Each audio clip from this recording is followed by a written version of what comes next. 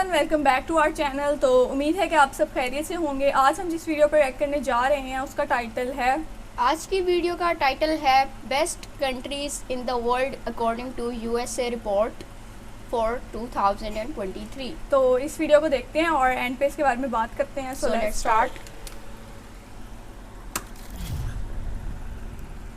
नमस्कार and welcome you all to world affairs. मैं हूं प्रशांत धवन। नाउ दुनिया में बेस्ट कंट्री कौन सी है, अपने आप में काफ़ी इंटरेस्टिंग सवाल है। एक क्वेश्चन ऑब्वियसली यहाँ पर आएगा कि बेस्ट किस एस्पेक्ट में, मिलिट्री में, क्वालिटी ऑफ लाइफ में, एजुकेशन में। मगर यूएसए में ना हर साल ये लोग एक इंडेक्स तैयार करते हैं best countries in the world का। इसमें बहुत सारे एस्पेक्ट्स को काउंट करके ये तैयार करते हैं एक प्रॉपर लिस्ट, और उस लिस्ट में बताया जाता है कि ओवरऑल बेस्ट कंट्री कौन सी। और सबसे इंटरेस्टिंग बात यह है कि जब ये लिस्ट बनती है ना, तो ऐसा नहीं है कि 5-6 लोग जो एक कमरे में बैठे हैं वो डिसाइड करते हैं कि एक कंट्री की रैंकिंग क्या हो। इस लिस्ट को तैयार करने में यूएस न्यूज और वर्ल्ड रिपोर्ट दुनिया भर में एक बड़ा सर्वे करते हैं। टोटल 17,000 लोगों से दुनिया भर में पूछा जाता है कि इस कंट्री के बारे में आपका क्या ओपिनियन है। ये कंट्री सेफ्टी के मामले में, एजुकेशन के मामले में, इन्फ्लुएंस के मामले में, जी हाँ, ओवरऑल इन्फ्लुएंस के मामले में कहाँ पे है, उसके बाद ये रैंकिंग तैयार की जाती है। तो चलिए मैं आपको रैंकिंग दिखा देता हूँ, उसके बाद मैं आपको बताऊंगा कि किन पैरामीटर्स पर कंट्रीज को रैंक किया गया है। नाउ यहाँ पे आपके सामने इंडेक्स है best countries in the world का। यहाँ पे लिखा है कि कुछ यूनिवर्सिटीज के साथ मिलकर भी डेटा तैयार किया गया है, बट ओवरऑल दुनिया भर में 17,000 लोगों से पूछा गया कि आपके हिसाब से इन कंट्रीज की रैंकिंग क्या होनी चाहिए। और सिंस ये ranking openly US news promote करता है, तो आप कह लीजिए दुनिया में one of the most famous rankings ये आपको मिलेगी। ठीक है, तो नंबर 1 पे यहाँ पे आपको दिखेगा स्विट्जरलैंड। स्विट्जरलैंड को ओवरऑल बेस्ट कंट्री डिक्लेयर किया गया है दुनिया भर के लोगों द्वारा। नंबर 2 पे आपको मिलेगा कनाडा, फिर ऑफ कोर्स स्वीडन आपको प्रीटी मच हर रैंकिंग में, चाहे एजुकेशन की रैंकिंग हो एक्सेप्ट मिलिट्री रैंकिंग्स, बाकी सब रैंकिंग में आपको टॉप 5 या फिर एटलीस्ट टॉप 10 में तो मिलेगा ही। फिर नीचे आप देखोगे ऑस्ट्रेलिया, और फिर आता है यूएसए। अब यहाँ पे आप कहोगे यूएसए जापान जर्मनी से ऊपर कैसे आ गया, यूएसए में हालत लोगों की इतनी अच्छी भी नहीं है।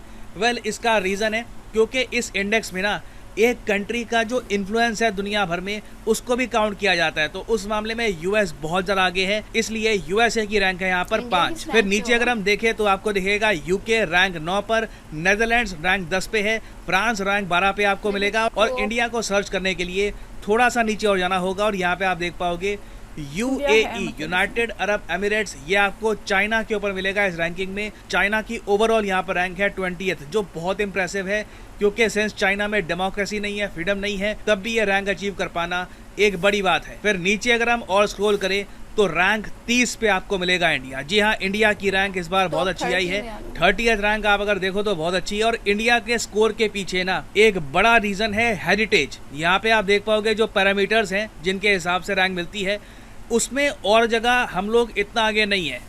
अगर हम इंडिया में एडवेंचर के हिसाब से देखें तो कंट्रीज मानती है कि एडवेंचर करने के लिए इतनी अच्छी जगह नहीं है। एजिलिटी के हिसाब से अगर हम देखें, एजिलिटी में ये लोग काउंट करते हैं कि एक कंट्री कितनी जल्दी अडेप्ट कर लेती है चेंजेस के मामले में, तो उस हिसाब से भी आप अगर देखो तो बहुत अच्छा स्कोर नहीं है हमारा। सबसे ज़्यादा स्कोर हमको मिलता है हेरिटेज की वजह से, जो हमारी धरोहर है। दुनिया भी आज भी ना भारत की जो धरोहर है उसे बहुत रिस्पेक्ट करती है।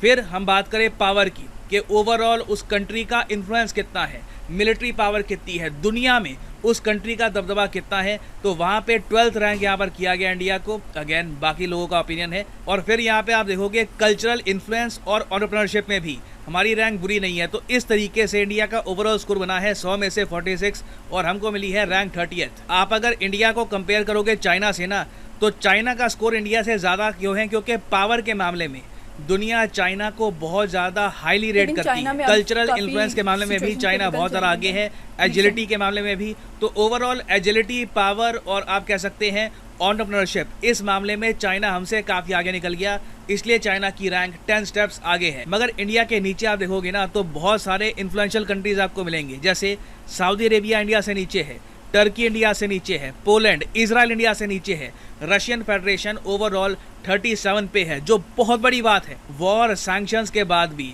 अगर रशिया 37 पे है, it is not a small feet at all.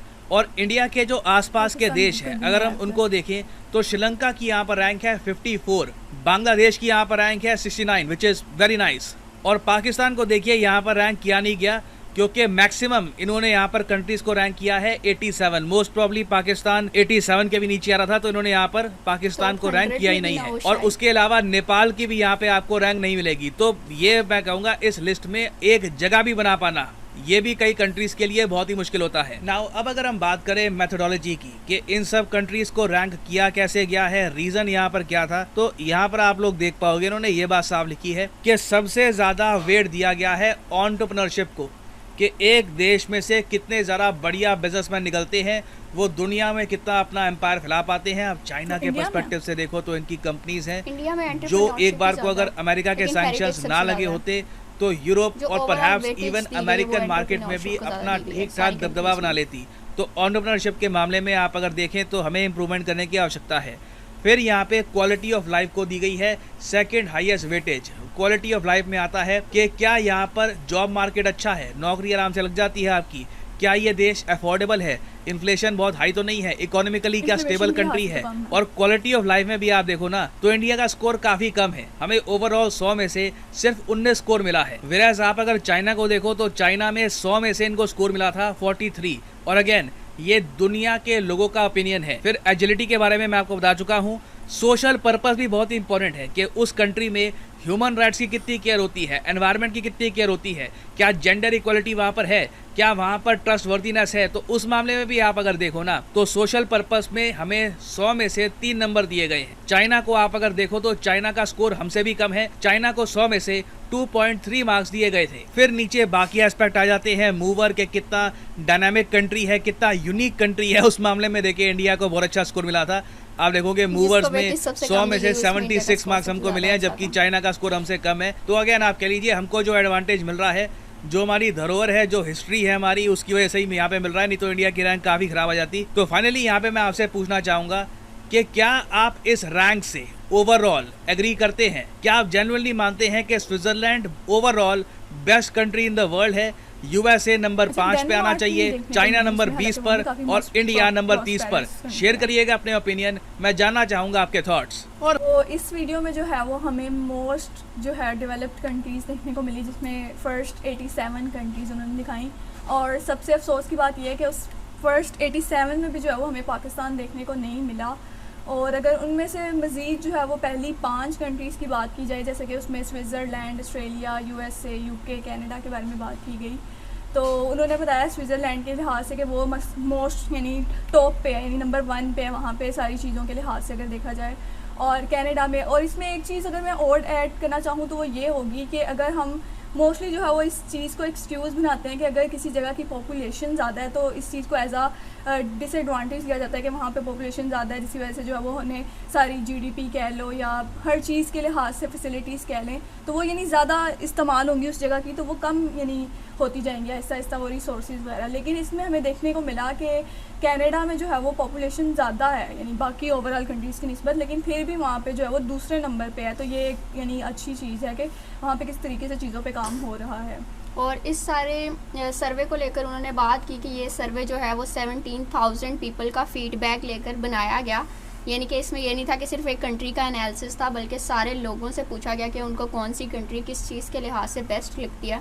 और उसके बाद ये सारा कुछ जो है वो एक रिज़ल्ट इसके सामने आए, और इसमें हमें इंडिया जो है वो टॉप 30 कंट्रीज़ में यानी नज़र आया। तो बहुत बड़ी बात है ये इंडिया के लिए, क्योंकि हमने देखा सऊदी अरेबिया और काफ़ी ऐसी कंट्रीज़ जो हमें लग रहा था कि शायद वो इंडिया से ऊपर होंगी या वो अगले नंबर्स पे होंगी, वो इंडिया से नीचे थी। तो इसका मतलब है कि इंडिया ने अपने आप को कितना प्रोग्रेस किया और कितना ग्रो किया कि इंडिया ने टॉप 30 कंट्रीज़ में जगह बना लिया है, और वो भी कितनी तेज़ी से। और दूसरा, अगर जैसे उन्होंने बात की कि इंडिया जो है वो किस चीज़ के लिहाज से सबसे ज़्यादा अच्छा है, तो उसमें उन्होंने हेरिटेज की बात की कि उस लिहाज से काफ़ी ज़्यादा इंडिया अच्छा है।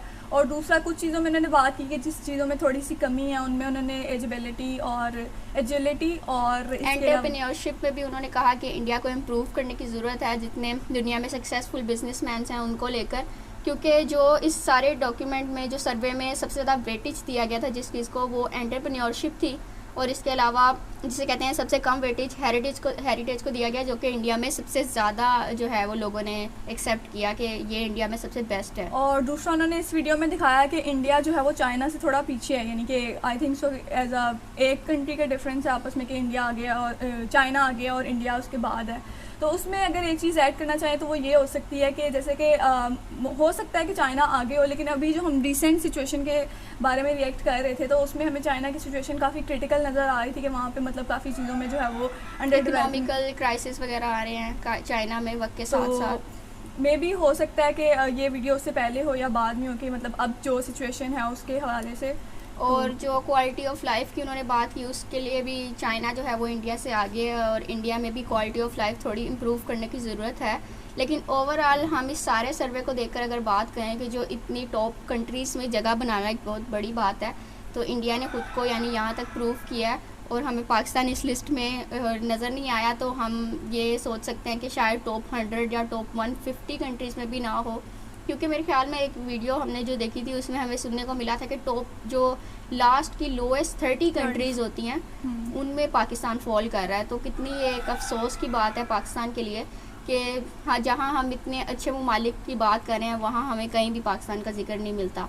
तो इन चीज़ों को देखकर सीखना चाहिए और इम्प्रूव करते रहना चाहिए खुद को। बाकी इस हवाले से जो भी इन्फॉर्मेशन हो वो आप हमारे साथ शेयर कर सकते हैं और अगर आपको वीडियोस पसंद आ रही हैं तो don't forget to give a like and subscribe to our channel. तो मिलते हैं नेक्स्ट वीडियो में।